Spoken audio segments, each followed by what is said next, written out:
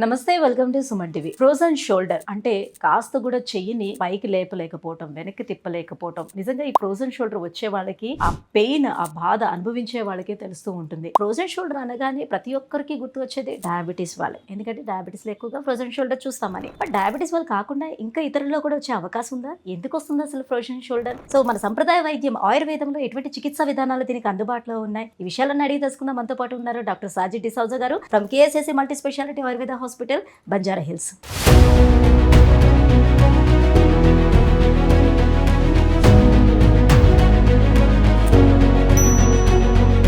Hello sir. Hi sir, frozen shoulder sir అంటే ఏంటి అసలు? సాధారణంగా ఫ్రోజన్ షోల్డర్ అనగానే అందరికీ కూడా మధుమేహం ఉండే వాళ్ళే గుర్తుకొస్తూ ఉంటారు, వాళ్ళకి మాత్రమే వస్తుందని అనుకుంటూ ఉంటారు. కానీ ఇంకా ఎవరిలో మనం చూడొచ్చు ఎక్కువగా ఫ్రోజన్ షోల్డర్?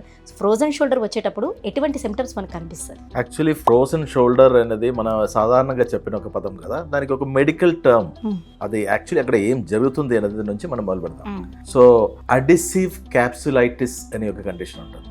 అడిసివ్ క్యాప్సులైటిస్ మన షోల్డర్ జాయింట్ లో దానికి చుట్టూ ఒక క్యాప్సూల్ ఉందన్నమాట. ఓకే, ఈ క్యాప్సూల్ టైట్ అయిపోవడం, స్టిఫ్ అయిపోవడం, ఆ లేయర్స్ ఉంటుంది, కవరింగ్ ఉంటుంది, అది గట్టిగా అయిపోవడం, ఇదన్నీ అక్కడ జరుగుతుంది. సో అడిషన్ అంటే ఏంటి?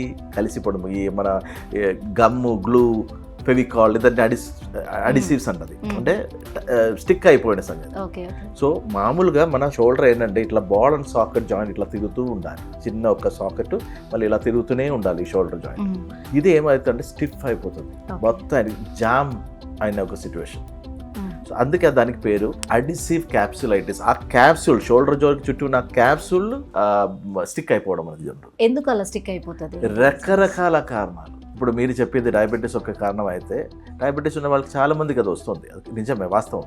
కానీ డయాబెటీస్ మాత్రం కాదు, థైరాయిడ్ ఉన్న వాళ్ళకి వస్తున్నాడు.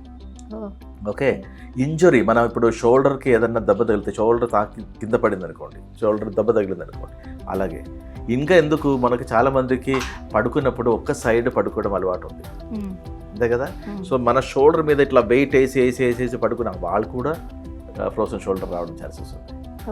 ఓకే, మళ్ళీ అలాగే అక్కడ ఏదైనా ఇన్ఫెక్షన్, ఇప్పుడు మన రకరకాల ఇప్పుడు ఆర్థరైటిస్ లాగా ఆర్థరైటిస్ రావడం, లేదా గౌటీ ఆర్థరైటిస్ లాగా రుమటాయిడ్ ఆర్థరైటిస్ వచ్చి ఆ ఆర్థరైటిస్ అక్కడ ఇది ఎఫెక్ట్ అవ్వడం. ఇంకొకటి ఏంటంటే మనకి సర్వైకల్ స్పాండిలైటిస్ రావడం, స్పాండిలోసిస్ వచ్చి అక్కడ నుంచి కదా నర్వ్ ఇది చేసేది, అక్కడ అది ఎఫెక్ట్ అవ్వడం.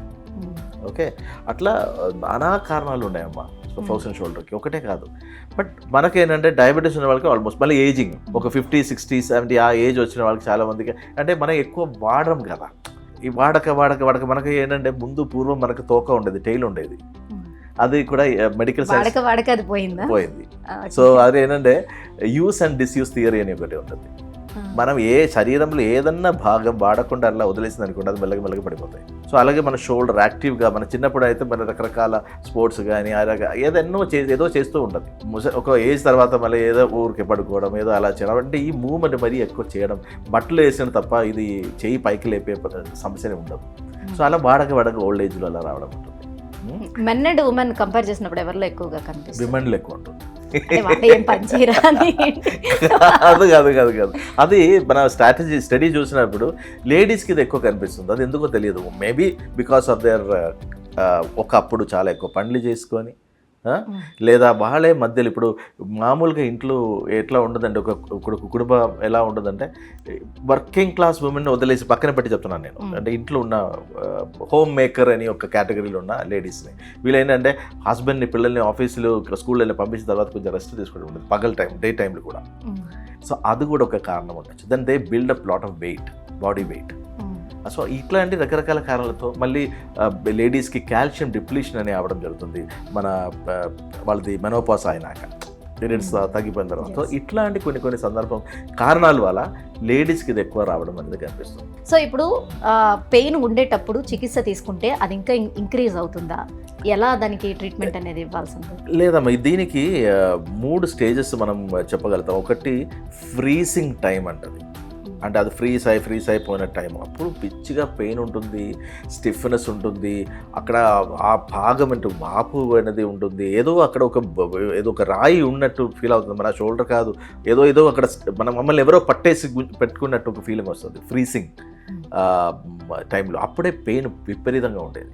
ఇది తర్వాత ఫ్రోజన్ స్టేజ్ అని ఉంటుంది, అది అక్కడ ఫిక్స్ అయిపోయిన స్టేజ్. అప్పుడు కదిపించలేరు, కదిలడం ఆల్మోస్ట్ నెక్స్ట్ ఇంపాసిబుల్ అనే సిచ్యువేషన్ ఉంటుంది. ఈ సమయంలో ఏమవుతుందంటే that is called frozen condition. ఆ ఫ్రోజన్ కండిషన్లో మనకి ఎక్కువ పెయిన్ అనేది ఉండదు, కానీ మొబిలిటీ అస్సలు మూమెంట్ ఉంటుంది. మనకి చెయ్యి మన తల కన్నా పైకి లేపడం కుదరదు, కోంబు చేయడం కానీ, బట్టలు వేయడం కానీ, మన షాంపూ చేయడం కానీ, ఏది చేయడానికి ఇది ఈ ఒక్క రేంజ్ కన్నా చెయ్యి మూవ్మెంట్ అవ్వదు, ఫ్రోజన్ కండిషన్. ఇవి తర్వాత మనం న్యాచురల్గా కొన్ని ఎక్సర్సైజ్ కానీ, ఫిజియోథెరపీ కానీ, మన ట్రీట్మెంట్ కానీ చేసి వచ్చేప్పుడు that condition is called thawing stage. మెల్లగా వాపు అన్ని సెటిల్ అయిపోయి గట్టిగా అయినది మెల్లగా లేతగా రావడము, ఆ జాయింట్ మొబిలిటీ రావడము, అవి అన్ని థాయింగ్ స్టేజ్ అని అంటారు. So there are 3 stages basically. And ఈ యొక్క సంగతిలో ఏంటంటే ఆయుర్వేదం ఈజ్ ది బెస్ట్. ఇప్పుడు అలోపతిలో మామూలుగా నేను with due respect modern medical system, వాళ్ళు ఏంటంటే ఫైనలీ కీ హోల్ సర్జరీ చేయడం జరుగుతుంది. అక్కడ చేసి లేదా అక్కడ ఫ్లూయిడ్ని దానిలో పంపించడం, హైడ్రో థెరపీ అని ఒకటి ఉంటుంది, వాటర్ అక్కడ ఇరిగేట్ చేసుకొని అక్కడ ఆ క్యాప్సూల్ లోపల కొద్దిగా మొబిలిటీ తీసుకురావడం. అండ్ దెన్ ఇవి అన్నీ అవసరం లేదమ్మా, చక్కటి మన ఆయుర్వేదిక్ ట్రీట్మెంట్ అవి చేసుకుంటే విత్ ఇన్ నో టైం. అంటే ఎన్ని రోజుల్లో తగ్గడానికి అవకాశం ఉంటుంది? కొంతమంది ఆల్రెడీ అలోపతి మెడిసిన్స్ యూజ్ చేస్తూ ఉన్నారనుకోండి, సో సైమల్టేనియస్గా దానికి ఈక్వల్గా మన ఆయుర్వేదం కూడా తీసుకోవడానికి అవకాశం ఉంటుందా, లేకపోతే ఫుల్గా స్టాప్ చేయాల్సి ఉంటుందా? అంటే మనకి ఇప్పుడు రెండు కలిపి చేసుకోవచ్చు. ఆయుర్వేదంలో ఎస్పెషల్లీ కేఎస్ఏసి హాస్పిటల్ది ఫిలాసఫీ ఏంటంటే ఎవరితో పోటీ పట్టడం కాదు. అది ఇంకొక్కరు వ్యక్తి అయితే కూడా, ఇంకొక ఆయుర్వేద సెంటర్ కానివ్వండి, అలోపతి కానివ్వండి, హోమియోపతి కానివ్వండి, ఏ సిస్టమ్తో మనం పోటీ లేదు. మనకి ఇక్కడ ఏంటంటే మన హాస్పిటల్ ఎవిడెన్స్ బేస్డ్ ట్రీట్మెంట్ ఉంటుంది. ట్రీట్మెంట్కి ముందు రిపోర్టు, ట్రీట్మెంట్ తర్వాత రిపోర్టు.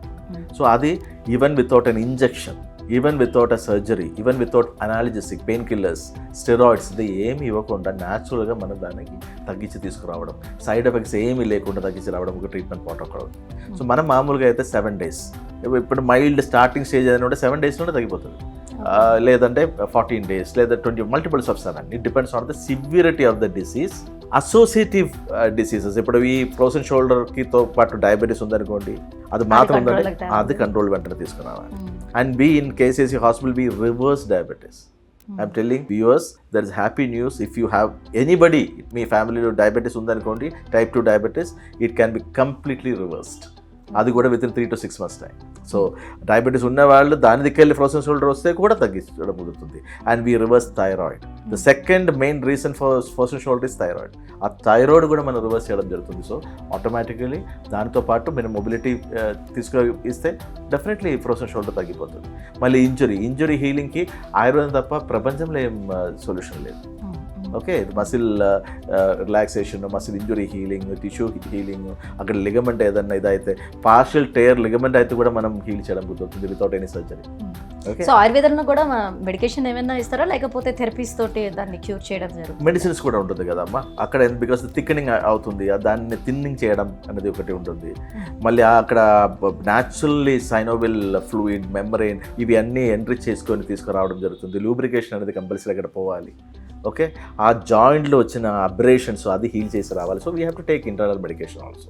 సో ఇది ప్లస్ ఆయుర్వేదిక్ మసాజ్ థెరపీస్, అది స్పెషలైజ్ థెరపీస్ ఉంటుంది అనమాట. ఆ జాయింట్కి మరీ రప్చర్ రాకుండా దాని నుంచి బయటకు వచ్చి ద మొబిలిటీ కంప్లీట్ తిరిగి రావడం, చుట్టూ ఉన్న మసిల్స్, టెండన్స్, లిగమెంట్స్, దీన్ని అన్ని రిలాక్స్ చేసి తీసుకురావడం, దాని మళ్ళీ ఫర్దర్ మూవ్మెంట్కి ఎట్టు విధంగా పెయిన్ ఫ్యాక్టర్ పేషెంట్కి రాకుండా చూడడం. So there is a phase of treatment what we do, and it is one of the best classical treatment what we do with, I can vouch more than 100%. 100 కన్నా పైన ఒక percentage లేదు కాబట్టి నాకు చెప్పలేను. I can only say it is 100%.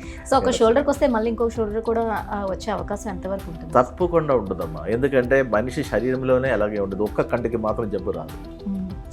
Just conjunctivitis వస్తే చూడండి, అది ఒక్క కంటికి మాత్రం రాదు, అది ఈ కంటికి కూడా వస్తుంది. అంత కనెక్టివిటీ. సో అలాగే మనకి మోకాలు నొప్పులు, ఒక్క మోకాలు మాత్రం రాదు, అది 2 కాళ్ళు కలిపి వస్తుంది. కానీ మనకి ఏది ఎక్కువ సతాయిస్తుందో అది మనకు బయట కనిపించడం జరుగుతుంది. సో దీనికి ఉంటుంది, దీనికి లేదు అని ఒక భ్రమ మనకు ఉంటుంది. కానీ ఎక్స్రే తీసి చూస్తే 2 మోకాలకు ఒకటే విధంగా ప్రాబ్లం ఉంది. సో షోల్డర్కి ఒకటే వస్తుందంటే తప్పకుండా నెక్స్ట్ దీనికి రావడం chances. Right, thank you sir, thank you so much. So frozen shoulder రావడానికి రీజన్స్ ఎక్స్ప్లెయిన్ చేశారు. అట్ ద సేమ్ టైం మనం ఆయుర్వేదంలో ఎలాంటి ట్రీట్మెంట్ అందిస్తున్నాం అనే విషయాలు తెలియజేసినందుకు thank you so much. Pleasure.